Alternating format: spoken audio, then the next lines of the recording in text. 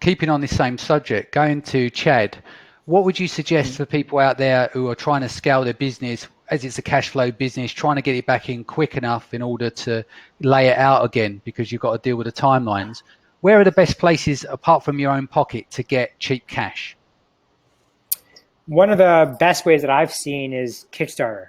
So this is a way that you can actually bring a product to market very quickly and not actually have to shell out capital. You're letting people who want the product give you the funds so you can actually deliver that product.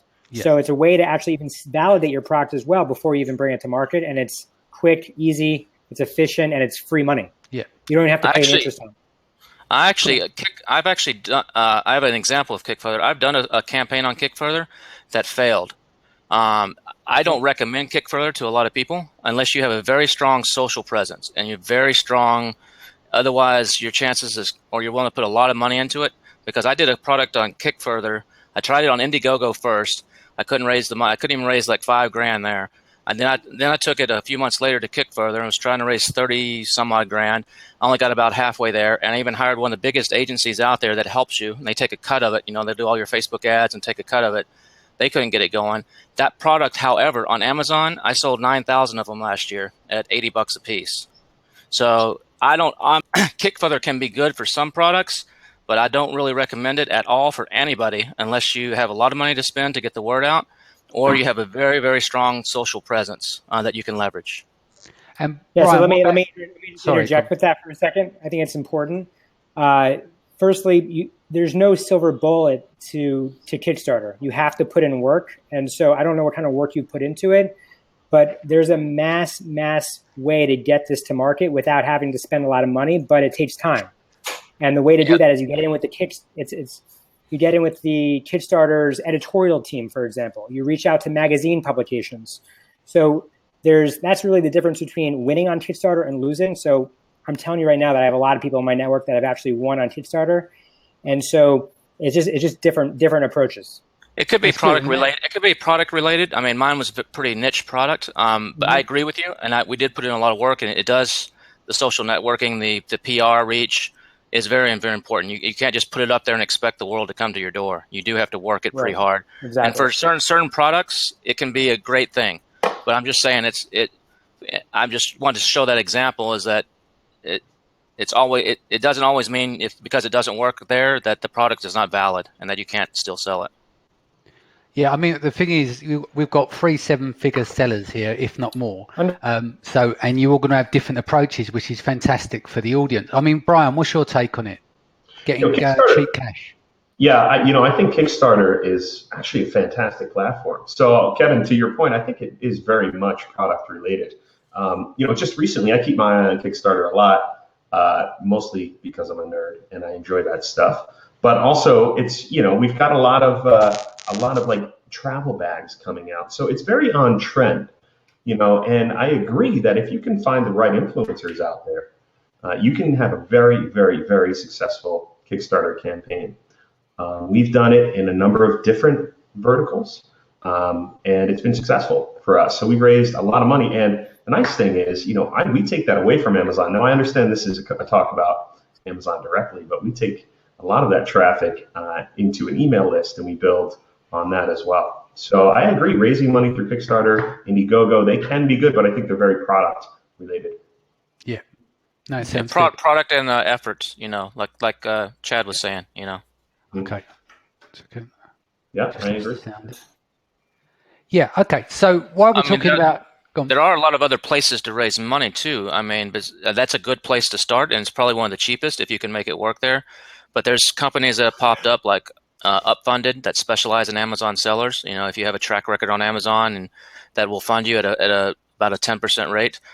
There's all the other lending like Cabbage and On Deck and stuff, but those rates are quite a bit higher. So if you're going to go those routes, you got to have the margins. And then once you've been selling on Amazon for at least a year and you got good metrics, Amazon will actually give you money, and that can be some of the cheaper money that you can get for this business until you get to the point where I'm sure Chad, he's at the point now where his bank probably gives him really good rates and he can just walk in there. But for a lot of the guys just starting up and just growing, it's very difficult because a lot of the lenders out there don't understand the space. Yeah, no, that's true. So while we were on the subject in terms of once you've got like the cash in place, I think Manny spoke about this a little while on the podcast a couple of weeks back, that he uses the company, didn't he? So you get your disbursements every 2 weeks, but it's almost like the company loans. No, that's different. No, you're talking about two different things. I'm lucky, and Chad maybe have this. He's been doing well. I have daily disbursements, so I don't have. Oh, right, okay. But there's another company that I forget the name of. Payability, I think, is the name of it. That actually will give you the better cash flow. But Upfunded is actually to raise money. It's a crowdfunding. It's crowdfunding. Gotcha. I've raised money on there in the past, and you raise like 46 grand in 15 minutes if if you're a good seller. Cool. And so once you say you've got your cash on board, the next thing is, how do you scale the workforce, the team? If you're starting off with one product, 5 products, you can manage those. From my understanding, Kevin, you've got a stack of products, you do it all yourself, apparently. But someone like Chad and maybe Brian are in a different position. Chad, how did it affect you in terms of growing your business to where you are today? I mean, how many employees do you have at the moment? I have 2 employees. 2, and you're doing 20 products a month. That's crazy.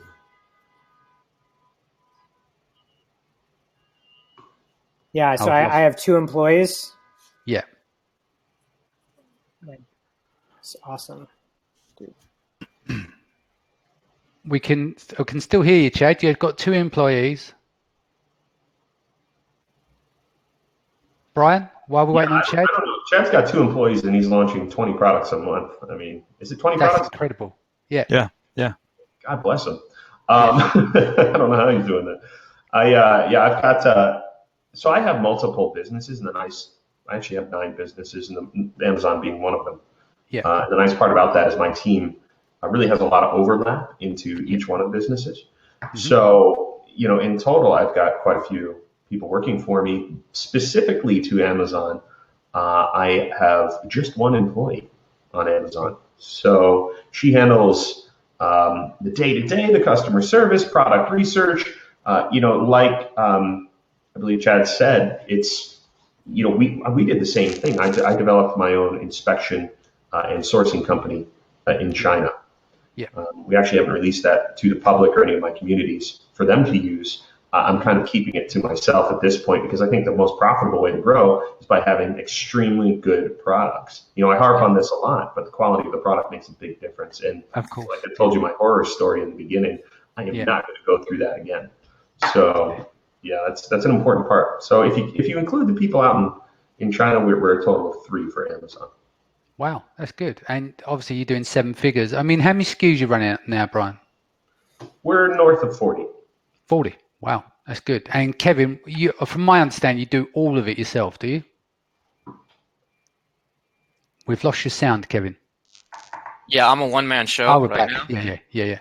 But yeah, I'll probably. I did $1.5 million last year, basically, and I'll probably grow that to about $4 million this year. I might have to bring on 1 assistant, but I don't use any VAs or anything. But I come from this background, so I'm kind of lucky that I have a lot of experience in all the different areas where a lot of people may not. But I also work a lot, that's part of it too. But I'm not one of these guys. That's the infinite question right there, man. Do you want to work a lot, or it's like work lifestyle balance, dude? Well, see, I figure I work. Bring on somebody for $50 grand a month and just chill out, brother. Well, see, here's the deal. I've already done that, Brian. My dad actually used to joke with me and say I'm semi-retired. When I turned 40. I had a business that was cranking along really good. So I said, you know what? I'm just going to travel for a year. I'm going to spend 2 weeks in the office and 2 weeks traveling the world. That 1 year turned into 6. I went to all 7 continents and 90 countries. And so spending about 2 weeks a month in the office and 2 weeks a month on the road, literally from 2008 till 2013. So I kind of did that. And then so now I'm back in that work mode. I mean, like, okay, let's build another business. Let's build it up and work my ass off for 3 years again and sell it and then go have fun again. So that's kind of my philosophy. And I'm not trying to build a $200 million company. I've been there with 15 employees and all the nightmares of that. I'm not trying to get super rich or anything or make as much money as I can. I want to make good money so I can have a good lifestyle 2 or 3 years. 3 years from now, either sell this or it's just coasting along and I'm working 5-10 hours a week. That's awesome. Tim Ferriss calls that the mini retirements, right? So it helps. It rejuvenates you. It opened my eyes to a lot of stuff. So I've kind of been there. So I'm a little different situation than a lot of people. Though they're looking to get away from the 9 to 5 or looking to have that. I've kind of already done that. Mm-hmm. And it depends what you're chasing as well. It's like some people chase the money and some people chase the meaning. It's like, if you love what you do, I mean, I'm up at 4 a.m. most days. Yeah. And that's Christmas Day, Boxing Day, crazy shit. But I love what I do. I love what I do. But if there was a time before, I didn't enjoy what I do. So, it's like you've got to force yourself to do it. So sometimes what can actually drive your business on is inadvertently is that just having a passion for what you do and enjoying what you do actually doesn't seem like work. So anyway, off me and on to you guys, because it's about you guys. Right. So let's talk marketing now. I know you two are very, very good at what you do in that sense. So if you're not scaling that up, do you not use agencies or anything to manage your PPC campaigns, or is it all done yourself? In terms, I'll start with you, Brian Burt. Actually, you've got an agency, haven't you? Yeah, I have a marketing agency. We've really scaled that down quite a bit. And the best way to do that for anyone out there with an agency is just to charge through the roof. And if somebody pays your crazy high price, you work with them, right? That's what we did. But in terms of scaling and driving more traffic, we do a lot of pay-per-click. As you guys probably know, Brian Johnson is the world's best sponsored products professional. He is my partner on Sponsored Products Academy, which was a course we put out recently. We've sold thousands of those. We're coming out with 2.0 soon, which is a whole revamp of the thing. That's going to be awesome. I'm lucky enough to have Brian manage my campaigns. So to be honest with you, I don't deal with my campaigns much internally with pay-per-click. Now, Brian being so good at internal pay-per-click with Amazon sponsored products means that he doesn't know much about external traffic. And that's where I come in. And I'm a big fan of not paying for it, right? So I love to drive influencer traffic to my Amazon listings. And I do that through YouTube, Instagram, Twitter, Pinterest, Tumblr, Reddit, you name it, I'm driving influencer traffic. That's why I built the tool at overgrowth.com to automate that for Amazon sellers. Yeah. And same with you, Kevin. I mean, I know that you're pretty hard. We can talk about external advertising in a minute. I've got some questions on those. But are you managing all of this yourself, your external PPC as well as on platform? Yes, I do both myself. All the Facebook, all the PPC on the platforms, I handle it all myself. I've got it kind of dialed in. In the beginning, I was losing a lot of money and figuring out what works and what doesn't, both on Facebook. I think you saw yesterday, you were in the webinar, I spent like $30,000 on Facebook last year, but I've kind of got it dialed in. So I have a system now. And so I'm in the theory, I want to learn it because there's a lot of these agencies that really don't know what they're doing. They've hired some kid out of college that knows he's played on Facebook and he's done some stuff, but they're really not that good. And so I want to learn it so that if at the point where I do hire somebody out, I can actually speak the language and say, look, this is what I need done. Go do it. And tell me something I don't know and add on top of it. Cool. So that's what I handle. So I'm going to ask both of these questions, but just give us a bit of a walkthrough because we all can do Facebook campaigns. There's a lot of advertisement out there that people can go these cheap clicks and everything else. But at the end of the day, a good source of paid traffic is worthwhile paying for if you can make the CPA work.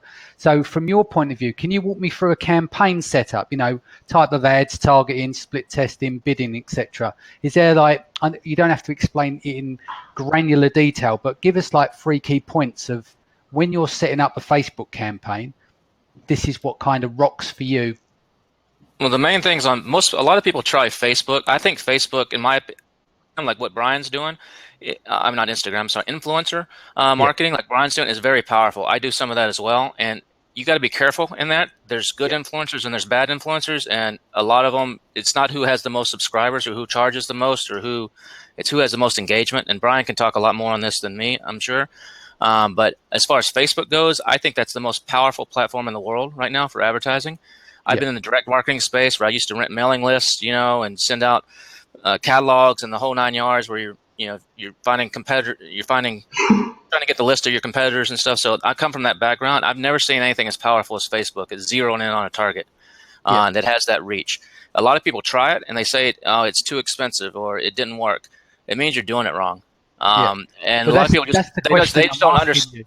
Yeah, so I can't tell you all the details because we charge big money for that, but I can give you. Right, okay, fair enough. Yeah. In the Illuminati Mastermind, we actually walk people through the exact steps to do that.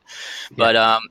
But some of the basics is that Amazon data. I mean, you asked for 3 points, so I'll give you 3 points here. Some of the basics is if you're selling already on Amazon, the most powerful, the most valuable thing you have on Amazon for growing your business is not the money you're making; it's the data they're giving you.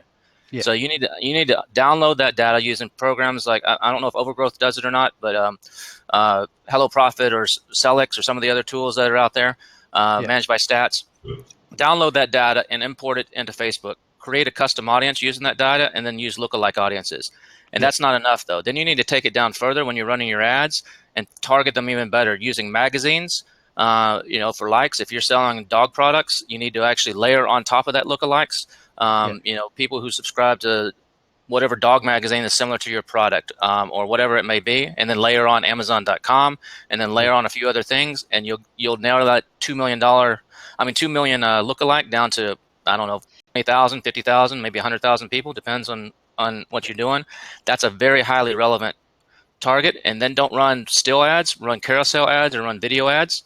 And then use that and use retargeting. If you're not using retargeting and pixeling people that come to your website, if you have a Shopify store, you're leaving a lot of money on the table. And there's a lot of ways to do that innovatively. It works. It works very, very well. I mean, it's not an overnight thing. You're not going to start it and the next day you're rich, but it builds on each other. And if you do the videos right, and especially like with Brian, you can take these influencer videos and rerun them on Facebook and use those so you're not having to pay twice. There's a lot of things you can do that is magic. And a lot of people just don't understand it or don't want to take the time. And the courses out there that teach Facebook don't really go into all this. They're not really for product people. They're just basics of Facebook, which are good. Some of those are good, but you got to get, it's a certain mental mindset that you have to be in, and it's learned. It doesn't come natural to most people. Kevin, on that note, I'll give you kind of a really fun pro tip here, and I'm not making people pay for this one like you are, Kev. I see how it is.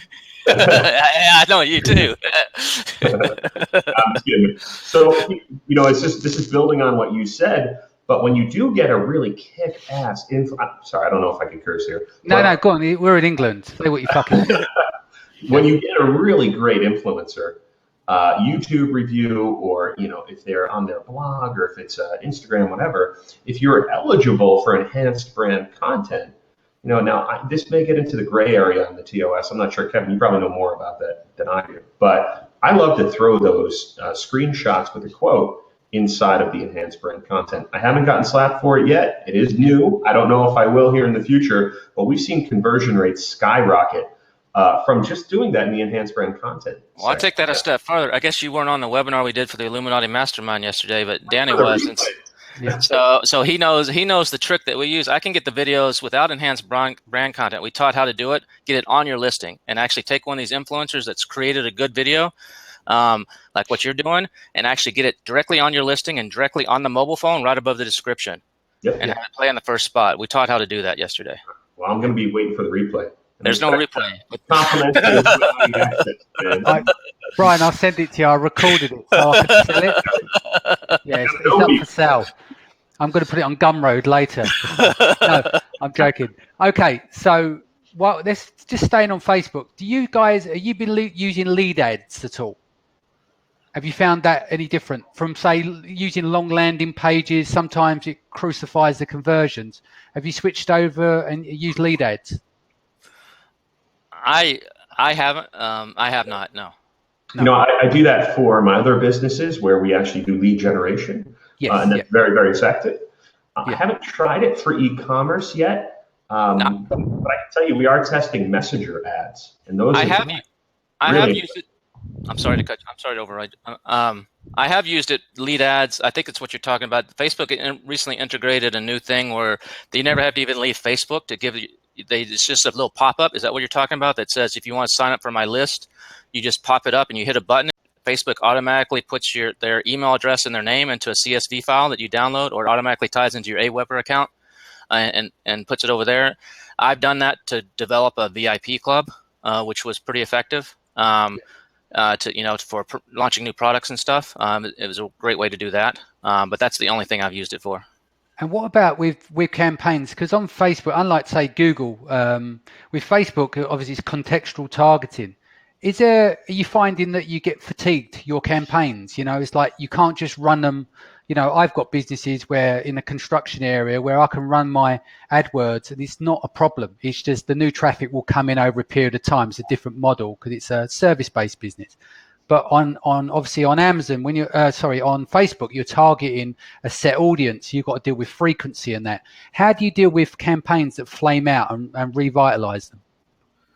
Well, one of the things is you choose an audience that's big enough to scale to. So that if you're narrowing it down to 5,000 people, you're gonna run out of that pretty quick. So if you have an audience of 500,000 or something, at the end of the day, after you've layered on all your filters, that's something that if the initial test works, that you can scale to. So that's one of the things. It doesn't always work, but if you can do that, that's a good way.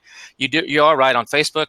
Once the same person has seen it about 4 times, it's kind of fatigued, and so you can change it up. Maybe they're fatigued to that video or that ad you're running. So if you refresh it, and put a different video in there or different something, and come back, that's where you use those pixels and come back to the people that maybe watched it 25% of the way through or 50% of the way through. That means that's a warm audience, and come back to them with another type of ad that's to take them to the next step in your sales funnel or the next way to try to hit them. So there's a lot of ways to do it.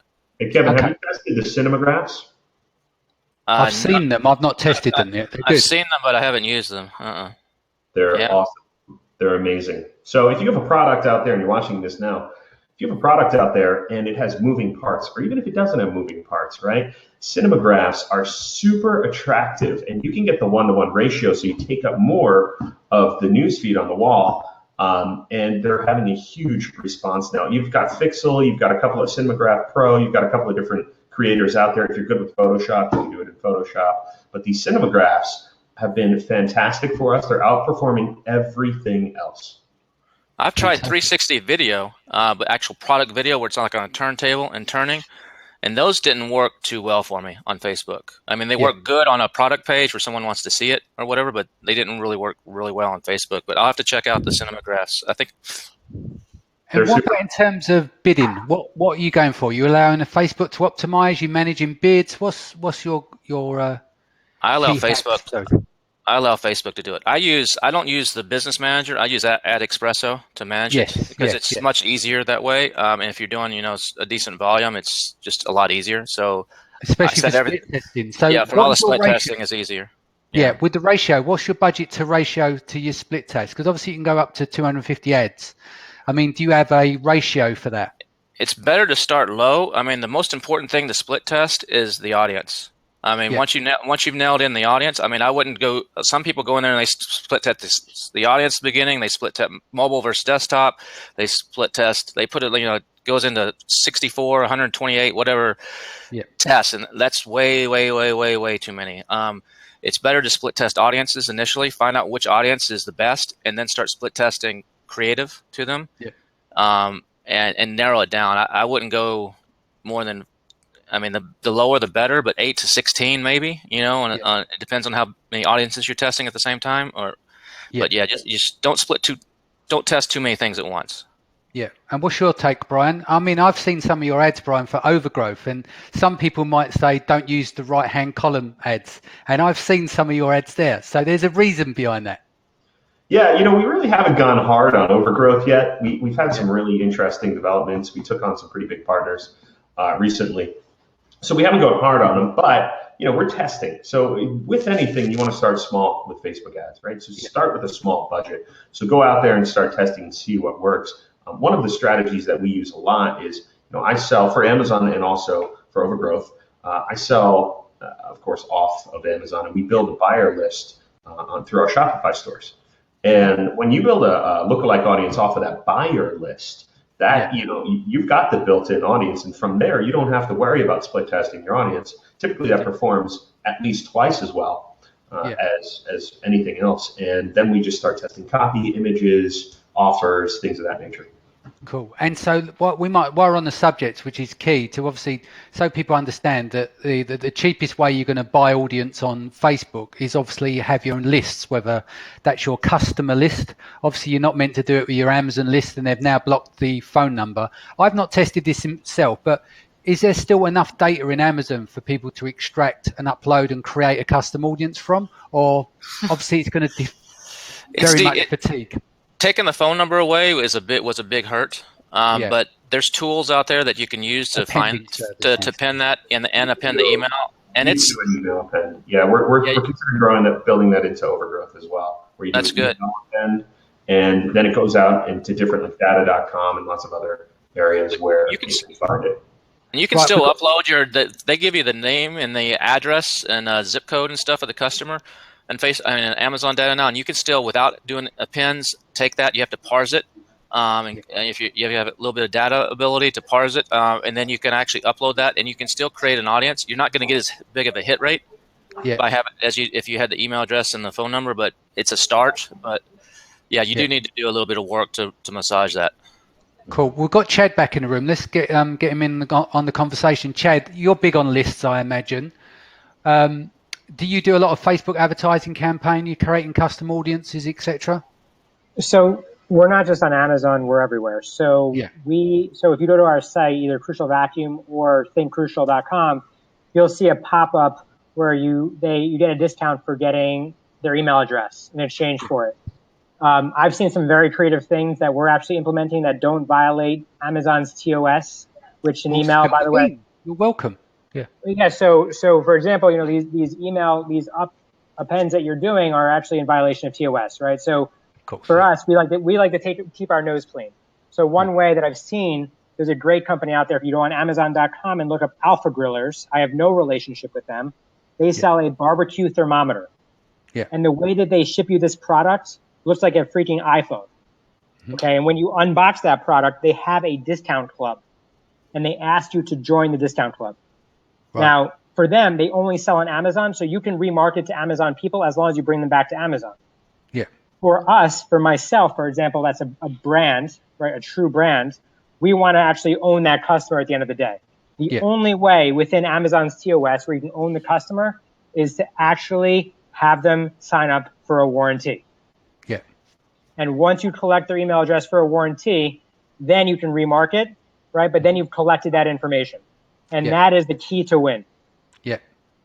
So creating I think a lot of people are kind of aware of the warranty thing, which let's just moving the conversation along a little bit more is so you've got that process because you're going to have people that are not going to have their own customers on Amazon. They started out building their products there, but they're obviously trying to build their list. They're trying to stay within TOS. They don't want to get suspended. So how can you scale that up from a small area? Because to give you an example, right? So let's just say you've got a custom audience on Facebook. Anything below 1,000 is useless, not useless, but not great for a lookalike audience. But you might not have 1,000 customers because you joined Amazon last year and you might only have a handful of products, etc. How do you get that seesaw effect moving? How do you suddenly get to create that crescendo, if you like, of being able to build from a small customer base and keep flipping them over to a Facebook audience to grow them and obviously perpetuate that forward? Chad? Are you asking me? Yes. So look, you can set up a simple Shopify theme where you can have people going to his site and collecting email addresses. Like I'm just a big believer in taking people and owning the customer. So you can have a simple pop-up, whether you're using AppSumo or using Privy or using CartRocket, to pop up and collect email addresses in exchange for discounts. Yeah. So that'll increase people buying directly from you. It's much easier to dip into somebody's wallet on the 2-time and the 3-time versus dip into their wallet the first time.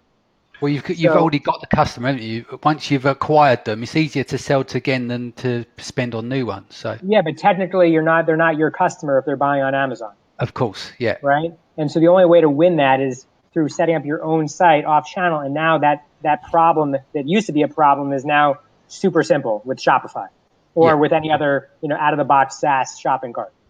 And Brian, I know you're a bit of a master at this. You've been around the email game for years. So what would you advise people to do in this situation? You're starting out small, you've got Amazon customers, you need to flip those, you want to create lookalike audiences off custom audiences.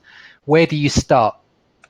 One of the things that's working for us lately is when we do get a really great influencer review, or if we're running Facebook ads or doing anything for external traffic, which, I sound like a broken record here, but I love external traffic to Amazon. They reward you internally, your rankings go up. I mean, I typically in the first month I land on the first page with just a few great reviews from influencers. We will have a very simple, small funnel. I use ClickFunnels. I don't know if you guys know, I joined the Inner Circle recently, so I'm a total junkie now. I'm like drinking the Kool-Aid 100%. I see you posting in the groups and stuff, yeah. Yeah, but we'll do simple funnels from that influencer to a lander with a discount to Amazon. Once we have that email and some information about them, they've been pixeled, they've been emailed. We do our best to make them a customer. Now, the weird thing about influencer traffic, a lot of people say, oh, what happens to your conversion rate? It doesn't go down because you're sending more traffic. It actually goes up most of the time. Now, it's not 100% of the time, but most of the time it does go up because it's what we call a warm referral, right? Mm-hmm. So the influencer sends the traffic through to the landing page, which has a chance to pre-sell them. Now, if they got the discount code from putting in their name and email, right, they've been pixeled, they've got the discount code, they click the button, it shoots right through to Amazon, and the conversion rate goes through the roof. That does a couple of things, right? It pushes your BSR down, it pushes your rankings up quite a bit, and you've got them pixeled. So if they bought from you once on Amazon, you've got a killer email follow-up sequence in place. Then you're marketing to them from a lot of different touch points. See, you've got to touch people at least 7 times now before, and don't platform as well. Yeah. I left myself wide open for Kevin's joke. But you do have to have 7 touch points with people before they will actually make another purchase decision from you. But when they buy once, like Chad said, the likelihood of them opening their wallet to you again is tenfold, 20-fold, right? So what we do is, we pixel them. We're everywhere. So when we have that very simple influencer funnel, right, then we're everywhere. We're a huge company, and little old me just sitting behind the computer, they don't know that, right? So it really is a confluence of a couple of different things. Excellent. And Kevin, what's your little hacks? I'm sure you've got a few things up your sleeve. Along with his microphone. Mm-hmm. We lost your sound again, Kevin. Sorry, there we go. I turned it off. I forgot to turn it back on. Sorry. Chad hit the bullet on the head, the golden nugget on the head earlier when he said that when they buy on Amazon, they're not your customer. Amazon's a good place to launch, a good place to generate cash flow, a good place to get something going, a good place to get some data. But if you want to build a brand and you're not just in a cash business, you're in a brand business, you need to own that customer. There's nothing more valuable than your customer list. There's nothing. Your email list or your customer list. And I mean, I have a perfect example. I have a calendar business that's off Amazon. Mm-hmm. I have we sell pinup calendars. So I have the world's largest selection of pinup calendars in the world, everything from 1940s pinups to Playboy stuff.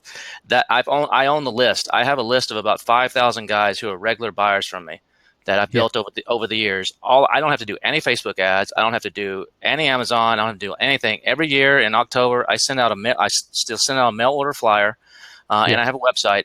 And about those 5,000 guys, about 4,000 of them will buy. They're buying directly from me. I'm not giving anything to Amazon. I'm not giving anything to anybody else. They know my brand.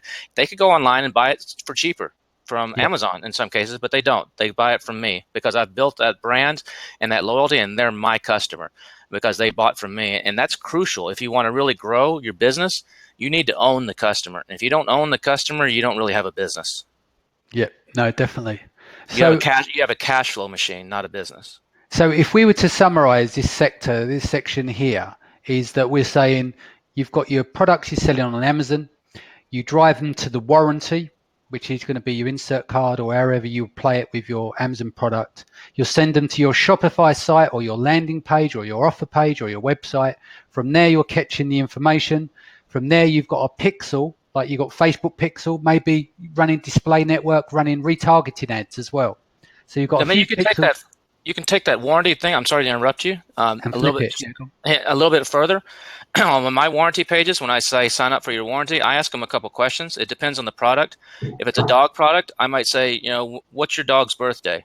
Enter it here in the breed. And then I actually send out an email, and in some cases I'm testing it right now where I actually send out by mail, by physical mail, I'm testing this, a little treat. It's in a little box, like a little box of chocolates. And it's a little treat, happy birthday, Fido. And when they get that, they're like, holy cow, who sent me this? It's personalized. It's personalized, and that instantly, I'm no longer an Amazon, something they bought on Amazon. I'm a cool brand. And then they go on what you're saying there, Kev, to build on what you're saying there, brother, I love that strategy, and we use it a lot in our email sequencing too. Mm-hmm. So, we love to leverage the element of surprise in our email sequence. The question I get 100% more than anything else is, how do I get more reviews on my listings? And if you have the element of surprise in your first email out to somebody that purchases from you, and a lot of people send the first email as soon as they order, that's a mistake. That's a complete mistake, right? Because they're getting inundated from emails, right? They're going to miss your shit because Amazon sends them 2 emails, I think, right away when they order. So you wait until it's delivered. When it's delivered, the only headline on my subject is surprise. And then we give them something free. Whether it's a really cool video or if it's like a dog treat, if you're in the dog industry, hey, check it out. You're going to get a little dog treat for XYZ for your dog, right? So I love to leverage that element of what you're talking about there of surprise. And that's the way to get more reviews. Mm-hmm. Sorry, are you still talking, Kevin? No, I was just agreeing with him. Oh, right. Okay. All right. So what I was trying to do is summarize that whole process. So buying from Amazon, fills out the warranty, goes to the landing page, funnel, whatever that may be. There's pixels on the back end. You're remarketing. You're building your custom audience for Facebook. And then you can then take it to the next stage. So what I was trying to do is trying to get, how do you scale that? So we understand all the touch points that are involved, but how do you take it from a small list to a large list? Because inherently your Facebook, unless you're going to reveal the secrets, Kevin, your Facebook ads are going to be quite expensive in the very beginning with a small audience. As you invest in your audience, you start to bring your costs down, don't you? So how's the quickest way of getting to your list to say 5,000? That's probably the best way of asking. Give your example. How would you get to a list of good quality buyers to 5,000? What's the quickest way of doing that? I mean, it's going to take some guerrilla tactics if you don't have any money, and there are some out there that you can do. Or you got to, like you said, you got to. We're all ears, Kevin. You can explain. you got to be willing to spend some money. Like you said, on Facebook ads. I mean, I had a video that I ran on Facebook, and I spent about $2,500 or so running this video, and I got 763,000 views on this video on Facebook. And I pixeled those guys and created an audience. And I had a link in there to go and buy this product on Amazon. Some of them did, but it did not nearly enough to pay for that $2,000. But I pixeled them, and I've gone back to them, and I've leveraged that across the brand, not only on that product, on other products. And at the end of the day, it was a very good investment. But it took time. So that's the thing, is it's not these things. A lot of these things, there are some things you can do that are instant success. You go out to the right audience and give them a 90% off coupon to go buy your product on Amazon. You're gonna sell a lot of stuff pretty quick, probably. But if you're building a brand and want people to pay regular price, I mean, there's a reason that you can either build a brand based on price, or you can build a brand based on quality. And I build on quality. All my products on Amazon are the highest in their category, bar none. There's nothing else. I mean, everybody else's average price on page one is $20. I'm $40. And I have to justify that. And so you got to choose what you want to be. And that's part of it. And you got to be willing to invest. And it doesn't take, I'm not talking hundreds of thousands of dollars. You can work it and turn it and work it and turn it. It just takes time. If you know, the less you have. And Brian, what about yourself? How would you get to 5,000 list, for instance? 5,000 email? Yeah. I mean, I know everyone knows the warranty, the guarantee sign up, but that's huge, right? Also driving external traffic and having, like I said, that small funnel, just a very simple discount funnel is great. A lot of the times going out and getting influencers to review your products is free and easy. And some of these guys, I mean, even so, a lot of the really big ones have millions of viewers. They will charge you, but the mid-range influencers, right, they might have 25,000, 30,000 people that get an email every time they do a new video. I mean, with these. I'm sorry. With these influencers, you're talking about I'll give out a guerrilla tactic you might be using. Brian may already be doing this, but if you got a good influencer, you give him your product, give him five more of your product, and tell him, look, we're going to run a giveaway. You're going to look cool because you're going to say, my audience, if you go here, we're going to give you five 5 of these free. And don't use Amazon giveaways. They have that. Don't use it. Don't ever do that. That's a waste of money. It sounds like you've been on my webinars, brother. No, I may have, but no, send them to a page somewhere, and they got to give you their email address to enter the contest, and it's validated. Validate that email address. So you just got a hot lead. Now that's not a buyer. There's a big difference between a lead and a buyer on your email list. So a list of 5,000 people that enter a contest is not worth nearly as much as 5,000 people that bought from you, but it's a start. And if you build that list of 50,000 people, because you get the right influencers, you're going to get 500 buyers maybe out of that, 200 buyers, whatever the number is, and then you just work that, rinse and repeat, and you're going to be at your list of 5,000, like you were asking. How do you get there? Fairly quickly. Yeah, and the same for you, Chad. What would you say? Similar to these guys? Can you just repeat the question? It's been a little bit. Yeah, sorry. The question is how can you quickly get to 5,000 on your list of qualified customers, basically, in order to do the expansion of building your custom audiences and and making it work for you. Number one, you don't need 5,000 on your list to do a custom audience. You can use 100 if you'd like. Of course, but I'm just talking about when you create the lookalike audience of that. The more data you got, the more accurate it can be for Facebook. The cheaper you cost your ads over a period of time. Yeah, so like I said before, it's a combination of driving traffic to your own site. These things take time. There's no silver bullet to driving traffic. The other thing I think that we forgot to mention after listening to Brian and to Kevin is that for me, it's all about compelling content on Amazon. Yeah. I've studied the Amazon A9 technology like a lot, and there's a QID and there's an NID, and they're tracking every time somebody buys. So it's not just enough to drive traffic to your listing. It's actually that Amazon wants the consumer to buy. And if they don't buy, they're tracking that as well. Yeah. So we spend a lot of our time. Again, like I said, we automate the system and then you let the revenue generating activities speak for themselves. And so we spend a lot of time optimizing our listings. Yeah. Okay. Well, and we constantly are optimizing our listings, right? And so what we're talking about right now could expire in 6 months. And that's partly what I like about e-commerce. It's partly what I don't like. But every 6 months, you have to teach yourself something new because the rules change. Of course.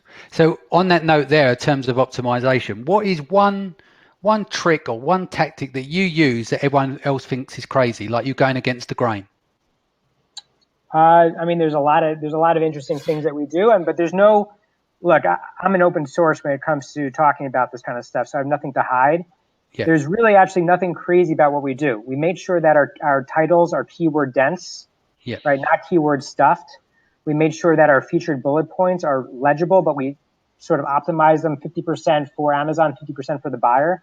We made sure that we're using all images, 6 images, and we're making sure we're putting value props in our images. And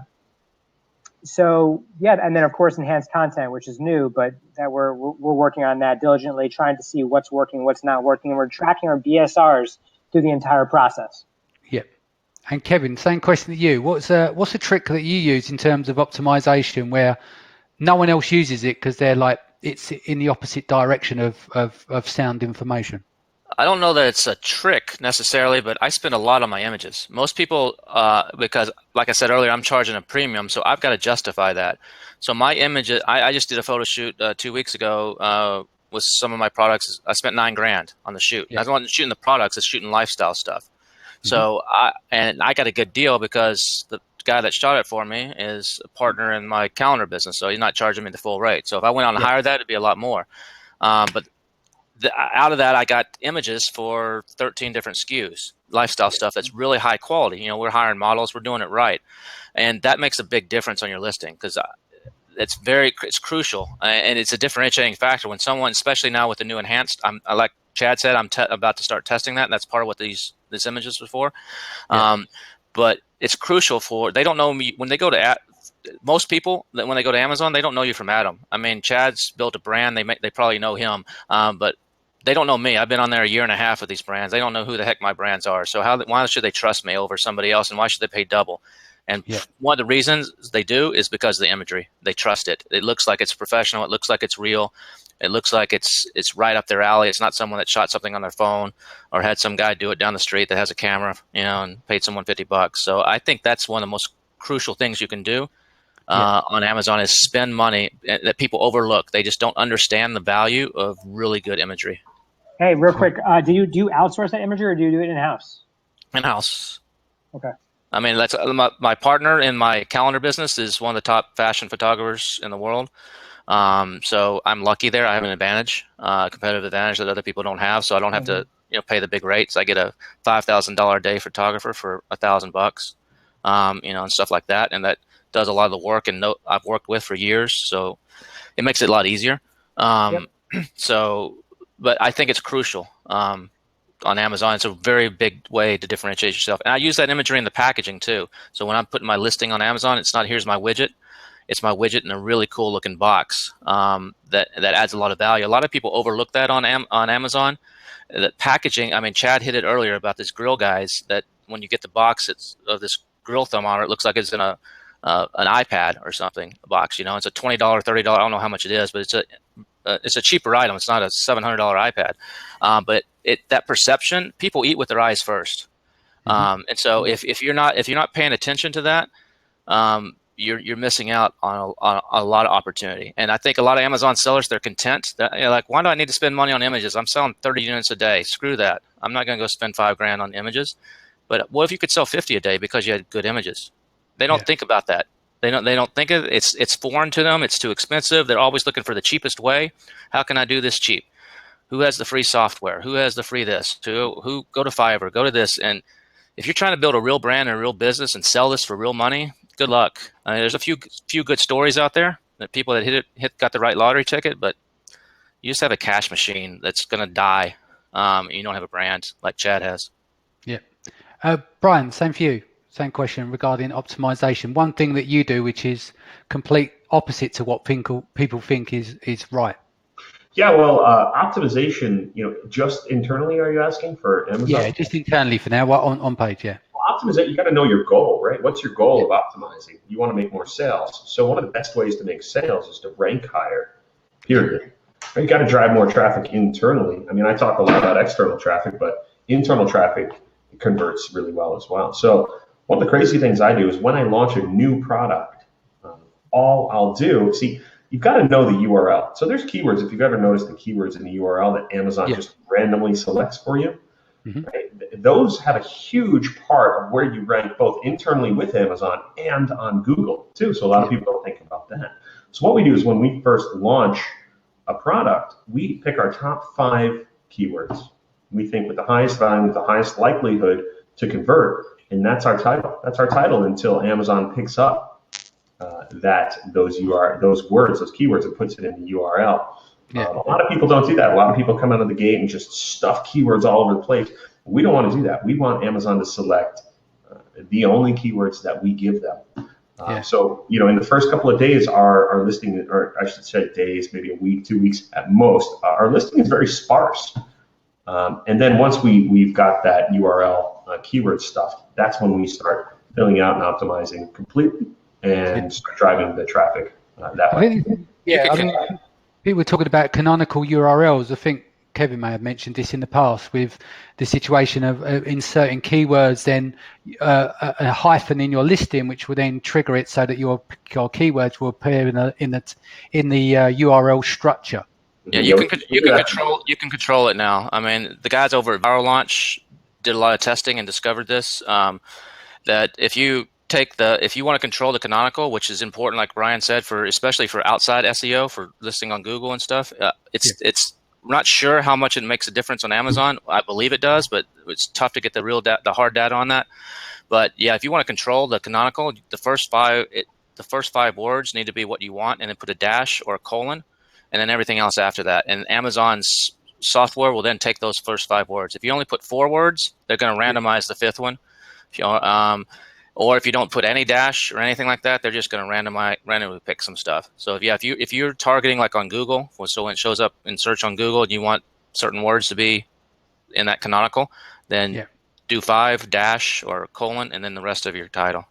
I mean, I'm out the SEO game for a number of years now, but just going back on the limited knowledge I've got, I understand the situation with the canonical URL and everything else. And like if you had a website and you was on WordPress, you can put your keywords in the title, but it's how important the page is itself and how influential it is and the content and whether it's relevant. So are we looking at here something as, well, because it's Amazon and it's this big beast and it's very well trusted, instantly by putting those keywords in the URL in that structure, you've got more chance of ranking because the love that Google gives to Amazon because it's an establishment. I believe so, yeah. Because of their authority, yeah, I believe that definitely helps. I just went. It does bounce around quite a bit. So I've got 10 years, 12 years in SEO. Yeah, I know you're. Yeah, and it does bounce around quite a bit. But when the days that we are listed, I mean, there'll be one day where we're at the top for our main keyword on Google, and then the next day we're nowhere to be found. So it is really, I'm not as heavily involved in SEO as I used to be, but I can tell you this, it is the dance. We call it the Google dance. So they're playing quite a bit with it. But the days that we are in Google, it also lists your star rating there as well, right in the listing. Yeah. So the days we're there, we see a major spike in traffic, which just makes sense. Yeah. So, I mean, why not try to leverage some of that anyhow? Yeah, no, definitely. It's just trying to wonder how influential it is. It's the same with paid search ads as well. I'll give you an example.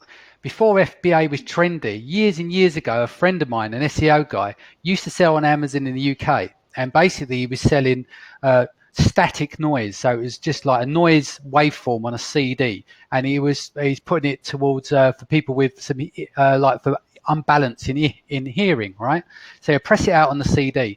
But the process, what he went through is he went to YouTube. He found an established channel which has got multi-million views on there that is related to his kind of audience. He bought the channel off the person, kind of contacted them privately. He put the URL as in the annotation back then, and then it would drive it back to Amazon.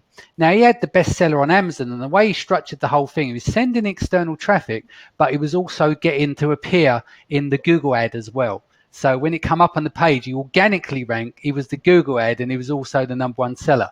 But I'm trying to still work out myself how we can reverse engineer that. Yeah. I think people know the value of their YouTube channels now.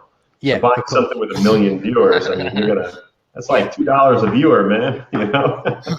But that's the thing. But back then, people weren't wise about it, and you'd have these random channels that would just generate lots of organic traffic, but it had no intrinsic value to that person. Right. Yeah. So, anyone got any takes on building backlinks to their Amazon listing, like in a cheeky way? Because obviously they've got the authority anyway. Backlinks are very hard. Really good backlinks are hard to come by. But is there any value of building backlinks to the Amazon listing? You can talk on Brian. I plead the fifth. I'm not talking about that. No way.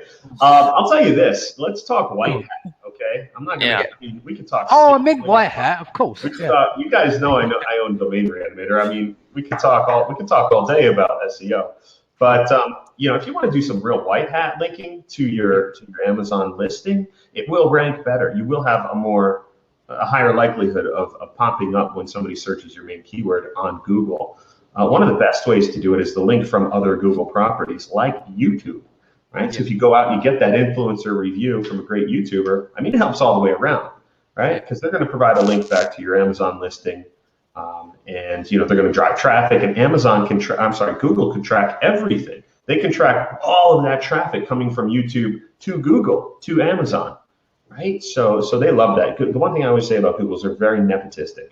So if you can get links from their own platforms like Google Plus, which I hear is dying, finally, thank you Jesus. Finally, yeah. But that was a great strategy for us for a long time. YouTube links also really good strategy. I mean, there's a lot of people that are in the Facebook groups and stuff. They're always afraid to link directly to Amazon. They're like, everything has to go through a squeeze page, and I'm a big advocate that no, it doesn't. There's a time and place for a squeeze page. It depends on what your goals are and what you're doing.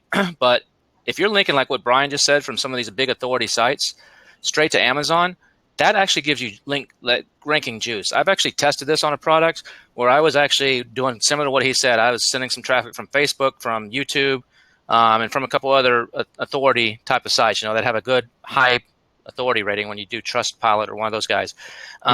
And actually, my product Sales basically stayed the same. I think it's selling 15, 20 a day, something. I didn't change anything in PPC or anything else.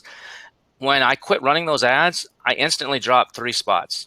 Yeah. Almost like overnight, almost like the next update of the system on Amazon. I actually dropped about 3 spots on the ranking. I actually dropped off at the bottom of page 1 to page 2. As soon as I turned them back on, I went right back up to where I was, and that was without any major shift in chain sales or any other thing. So I think Amazon actually rewards you for high quality authority sites a little bit. It's a little bit in their algorithm, because what they're thinking is, a lot of people are like, well, that's going to kill your conversion rate, dude. If you do that, that's going to kill your session percentage rate.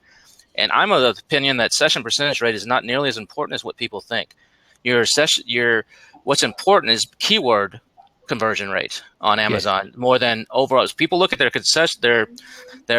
conversion rate and they're like, I got 40% conversion rate, and I'm like, yeah, well, you got 10 people a day looking at it. You may have that. That's my opinion. The lower the traffic, the higher the conversion rate on Amazon. But Amazon will reward you. I have a product right now that has a 4% conversion rate. That's 4%, and I send, which is low by Amazon standards, and I send a lot of outside traffic to it. That for my main keywords, I'm on page 1 or page 2 for that product with that conversion rate. So because I convert on the keywords I'm targeting, and I'm sending all this outside traffic, and they may not buy my product, but they may wander off and buy somebody else's product. I just sent them to Amazon. Amazon loves that. I just sent someone over there to say, hey, come into my store and look around.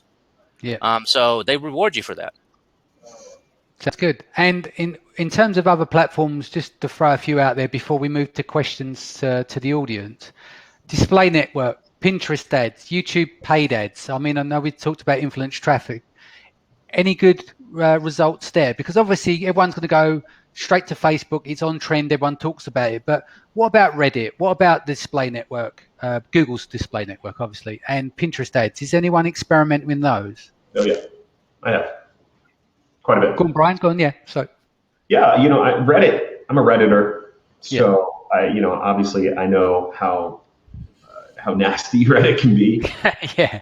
It's a tough one. You've got to really position well, but if you do it just right, you can drive a ton of traffic, because every other Redditor out there knows that bullshit does not fly on Reddit. Yeah.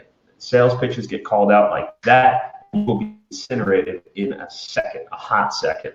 So if you have a good position, a good product, and you're transparent about it, and you're in the right subreddit, organically you can drive a ton of traffic. You don't have to do paid ads. I've tried their paid ads platform. It's pretty glitchy. It's kind of a pain in the ass. In terms of Pinterest, I ran that a while ago. I went through my buddy Ezra Firestone. I went through his course a little bit, and he helped me out a bit, and it's okay, not bad. It's just tracking conversions. Again, Amazon just hasn't built in that native platform yet. I believe they will. I fully believe they will, but they haven't built in the platform to really determine whether your external traffic is converting or not. You've got to do some ninja math to really figure it out. Yeah. And same for you, Chad. Are you experimenting with third-party platforms such as display network? Just a few things. I didn't chime in before, but I might as well speak my mind. I kind of sit on the opposite aisle of many here, just because I really firmly believe in sending traffic to my own site. So if I'm going to build a link, if I'm literally going to spend that time and hire someone to build a link, it's going to my own site, because I'm going to get that link in, that juice, and I'm going to own the customer. Just want to put that out there. That's the reason why I even private label, right? Because I never wanted to be sort of at the whim of a supplier. So I want to be in complete control. So I just wanted to drop that nugget. Secondly, on the conversation previously, one small nugget to bring to this audience is something that I think a lot of people aren't doing, which is if you go to your Seller Central and you go to reports and you go to advertising reports, there's a report that I like to look at called the search term report. Yeah. And that search term report, which is for sponsored ads, I look at that report daily so that I can understand what are people searching to find my product and how are they converting. It's the only report you can get from Amazon where Amazon's disclosing that information. Yeah. So I use that report very, very heavy in terms of actually building links. But again, I do it not for Amazon purposes. For building links, I'm using everything from Quora to Fixia.com. We're very heavy on Fixia.com. Yeah. To YouTube videos. We have a very, very large audience on our YouTube channel for Think Crucial. I'm using everything at my disposal to get the word out along with bloggers. Yeah. So I just launched my new Think Crucial site. So we're working on that backlink project right now, but a lot of our stuff is still native on crucialvacuum.com, and we have a lot of organic traffic coming there. Yeah. No, it sounds good. And talking about organics, I mean, we've jumped around a bit, but you were talking about the A9, you're talking about the algorithm on Amazon. I mean, in terms of, we spend a lot of time driving free or paid traffic to Amazon, but ultimately a big chunk of our results on Amazon, our sales, come from organic. I mean, is there anything specific there other than trying to juice the algorithm? Is there anything you're doing to help increase your rankings? Yes. So for me, there's a lot of shallow advice that sits out there today. And for me, I look at Amazon like this: traffic and compelling content. And if you're not doing both, you're not going to rank. And the more you convert that traffic that comes to your site, Amazon will reward you. The less you convert that traffic, Amazon will essentially boot you. Show it to someone else. So for us, we just make sure we create content, that's keyword dense, but also that converts like crazy. So the best images we possibly can, right? Sometimes we'll actually do to rank in like frequently purchased together. We'll actually do some promo codes so that we show up on other pages. Like, hey, if you bought this, you'll likely want to buy this. So that helps boost our rank, right? And also increases our average selling price, especially if we're pairing it with another product that we sell. So if we're doing a filter, we'll say, hey, if you buy a belt, you get 10% off. So we'll do a lot of native promo codes. But outside of that, man, like I learned from the people that are doing it the best. So I'm not saying I'm the best. I'm saying that I learned from people that are killing it. So you look at people like Alfred Griller, or you look at people like Anchor, who's the #1 private label seller on Amazon, see what they're doing, see their images, learn from them. Yeah. They've got great strategies off Amazon with email addresses and inserts and everything else. Brian, what's your take on it? Yeah, I mean, I agree with Chad 100%. You know, that if you're going to build a link, it doesn't make a lot of sense to build it to your Amazon listing, unless you're driving an influencer, and Amazon is looking at that, right? They're looking at your conversion rate. I always say this: you make money when Amazon makes money, period. I mean, that's it, right? So one of the best things I've seen, and I've, in full transparency, I've really come away from any paid traffic to Amazon, being that it converts much, much lower. It just does. No matter what you do as compared to influencer traffic, it converts lower. When you drive influencer traffic, it's a warm referral. They've already pre-sold your customer, right? Because they're either watching your YouTube or reading their blog that they follow, right? So they go, okay, well, this guy says it's cool, and I think he's cool. So this must be a good product. I'm going to go pick it up. That helps your conversion rate. If you drive a ton of traffic that doesn't convert, obviously, Amazon's going to see that. In my opinion, none of us have the crystal ball here to the A9 algo, but maybe Chad does actually. I'm not sure. But, it's definitely something that, you want to look and you want to convert and you want to make Amazon money. At the end of the day, the best way to do that is through, influencer traffic, period. So it'd be rude not to include this, but let's start talking about launch sequences. Obviously, a lot has changed. We try and keep inside of TOS, etc. I mean, what's working for you guys today? What you can reveal, obviously. Are you going for reviews? Is there a process that you're going for? I do a 4-pronged approach where I actually I send traffic from multiple signals into Amazon. So back on just real quick on what Brian was just commenting about, sending all the influencer traffic, and you're talking about ranking and stuff.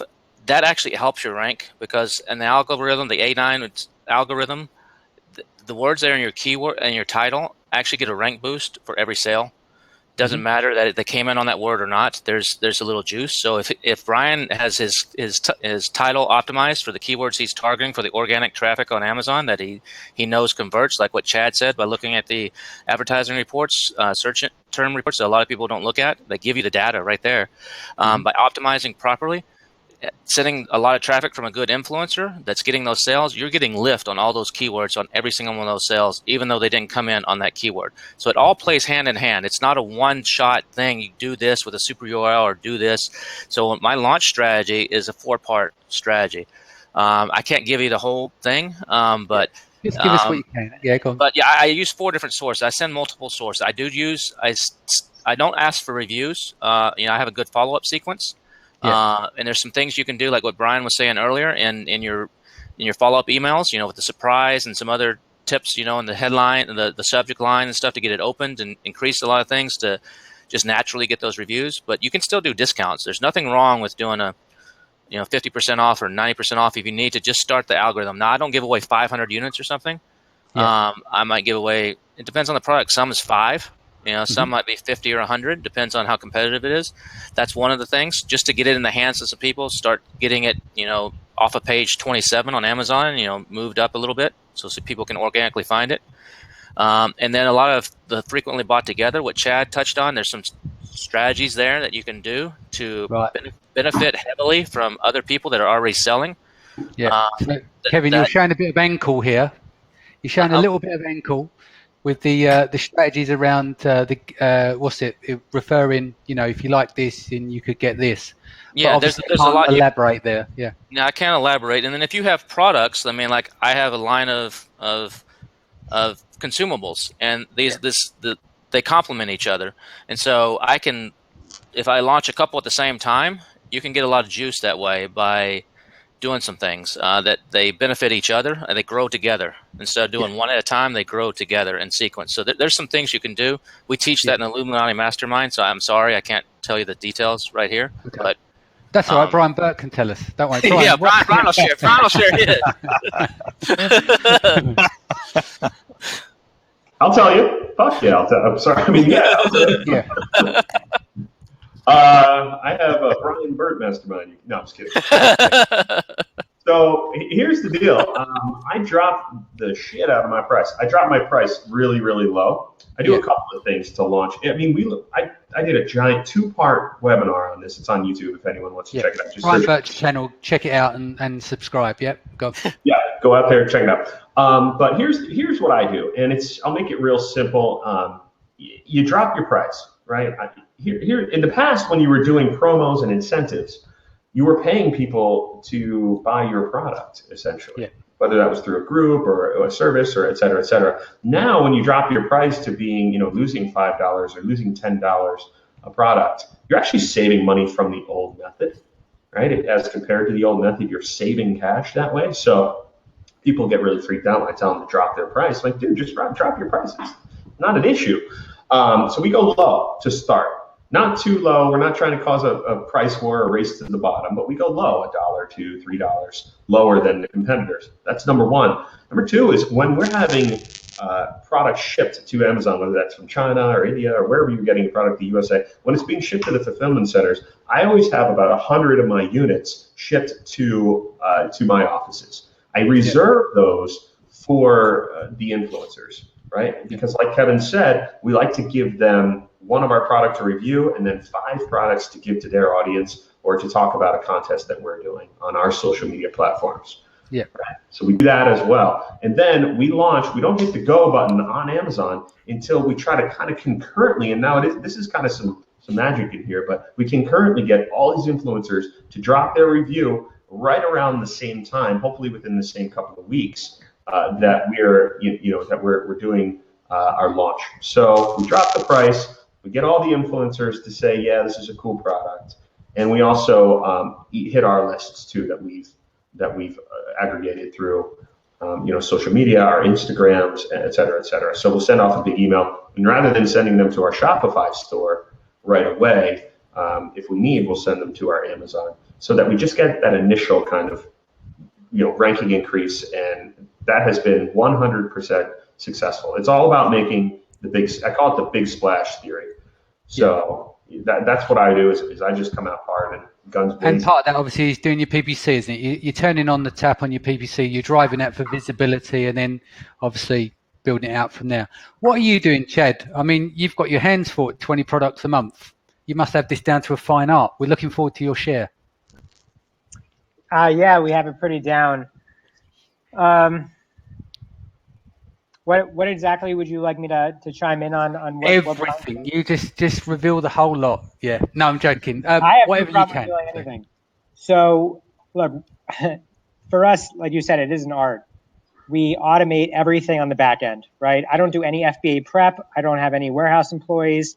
And then we use technology like Cubana to automate our purchase order creation and forecast and demand plan and do everything that really I don't want my employees to do in-house, right? Along with FBA profitability with all the hidden fees. So then I can repurpose my employees on actually doing real high value activities like sourcing, number one, and two, building ridiculously good looking listings on Amazon. That's it. That's all I have my employees doing all day long on the marketing side of things. So there's really no secret sauce outside of like working hard, having a system in place, really like Mark Lamona says, right? People, process, and systems. And so once you nail those three things, I think that's the way you can become a top seller on Amazon.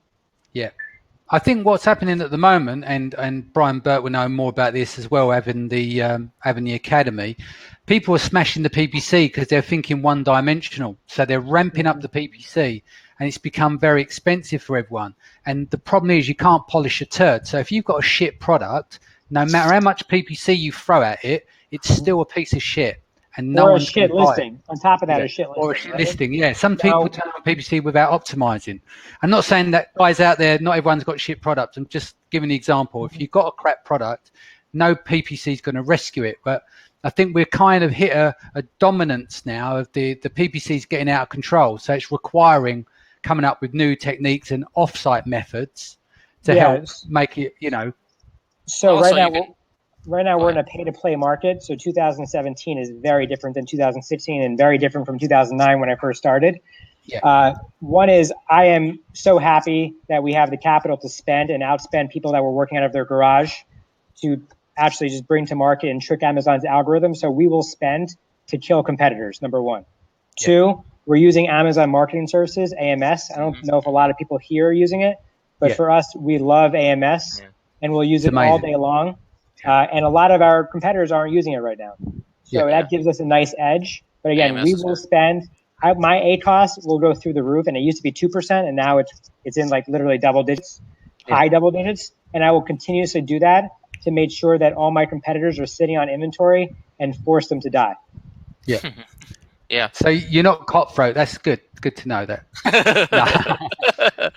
No, AMS is a really powerful tool that a lot of people don't take advantage of. That can get you. And there's some good hacks to get into AMS as well. It's pretty straightforward as well. I mentioned it on the last webinar. If anyone wants to watch. One thing I want to mention on Brian when he was talking that guys out there, you might want to test this. I'm testing it right now, and I've known some people that have had good luck with it.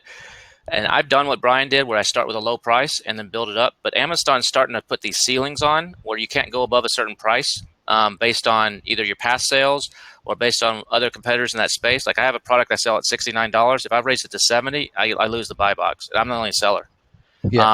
So there's some issues like that. So what I'm doing right now is I start high. I start really high, like the highest I'm ever going to sell this for. I do some promo codes and some discounts and stuff. I'll get a few people that will pay that high price, but it's discounted off to get the milk juice going, and then I lower it way down and build it back up, because Amazon, then I set that top ceiling and that history in Amazon, and then I lower it and build it. And Amazon tends to see that when you lower it, you can't do this like in a day. You leave it high for a week or 2 weeks, a period of time. I'm testing that right now, and then you lower it. Amazon actually rewards you for that. In the algorithm. So I don't have the exact science, and I can't say this is an absolute strategy that 100% works, but I'm testing it right now, and I know people that are doing very well doing this. And would you say getting off to a good start is important? I spoke to a good friend of mine, Anthony Lee. Some of you guys might know him from Zomblast. Now, he has a theory, because obviously he's antidotal, that you've got to get off to a good start with your listing. It's almost like Amazon is willing you to do well in the very beginning to know if it's going to convert. Like it's almost floating you to the top to see if you're relevant. But if you have a torrid time, you've got poor conversions, it's very hard to bring that listing back from the dead. So you're better off coming out the block. So do you want to elaborate on that? Anthony's a smart guy. Yeah, definitely. I'm friends with Anthony. He was one of the guys that really helped me out in the very beginning a couple of years ago. On my friend Will Cherlin had a mastermind group. It was like $20 a month, and I met him there. He's fantastic. One of the smartest guys in the game for sure. No, I was in that same mastermind, Brian. That's how I met Anthony Lee and Will. Oh, good. Yeah, mastermind. he was super helpful back in the day. And he's always doing a lot of really good, solid research, which I like. But to answer your question, I think that they do. Amazon does give you kind of the honeymoon stage of a few weeks to a month. And that's a good time to take advantage of it. You have to prove yourself, right? So you're not, you're going to fall in love, but you're not going to marry the girl until she proves herself over time, right? Amazon is very much like that. So you need to make sure that you prove yourself in that honeymoon period where you are creating conversions, right? And you are creating a compelling listing. If it's a shit listing, like you guys said, it's not going to work and you're going to fall. And recovering from that is really, really difficult. Another thing Anthony taught me is the 30-day period. So if you're out of inventory for 7 days, you're still pretty good. If you're out of inventory for 30 days, you've still got a chance. If you're out of inventory for more than 30 days, you're completely screwed. You probably won't recover much of your rankings after that. Actually, you can, Brian. I just proved this. Where's the data? Come on, show us the data. I showed you data yesterday. Yeah. You saw lots of data yesterday. I know. So I'm not data. Yeah. So no, there's actually I tested. I thought this was hogwash based on what Brian's saying, the 7-day and 30-day rule, which is actually true. By the way, I believe.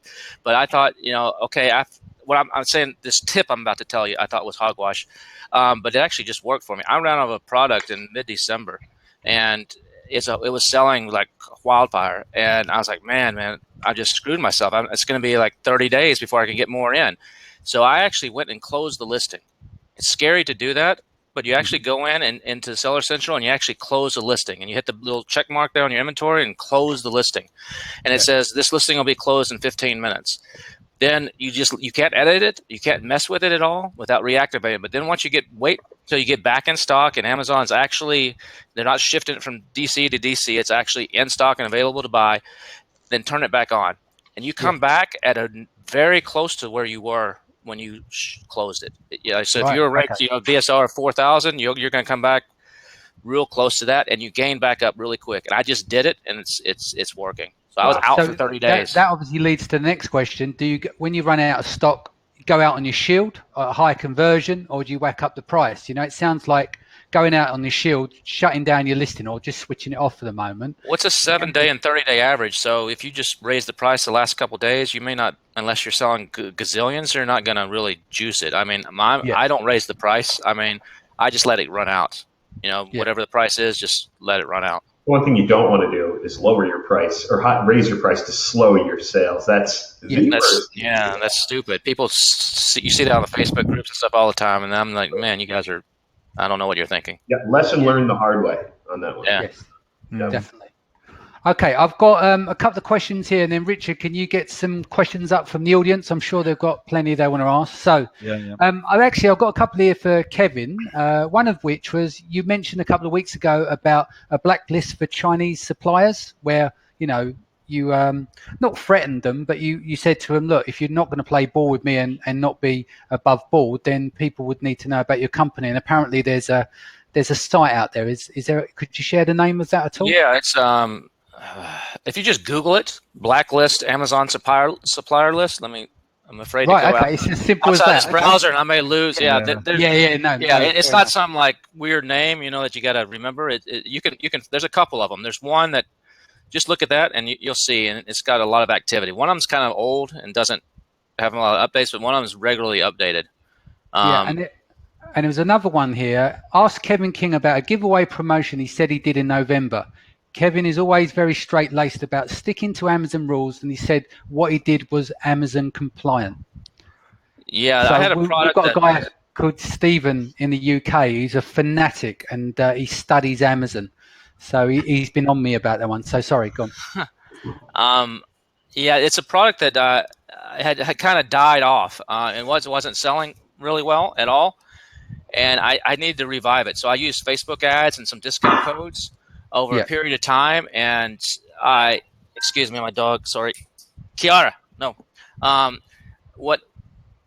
One of the things that I did is when you're running, if you're going to try to rejuice the algorithm, you don't want to run them all at the same price. I had to give away about 150 units to do this test, but I didn't give them all at the same price. I gave some were 50% off, some were 20% off, some were 10% off, some were 90% off. I did a variety. Yeah. And that's, I don't know, it worked. I mean, the product all of a sudden, it took about 2 to 3 weeks for it to go into the system. It's probably this 30-day average thing. And then I did a couple other outside things of sending traffic, using Snagshout and using a couple other places like that. And it's like my 4-prong approach. And right before Thanksgiving, it started picking up. And over the holidays, it just started rocking. That's the one I talked about earlier that I ran out of stock on. Yeah. That I did that trick on to close the listing. Cool. So that's what I did. Excellent. Richard, do you want to start asking some of the audience questions at all? Yeah, sure. So we've got a question from Vic.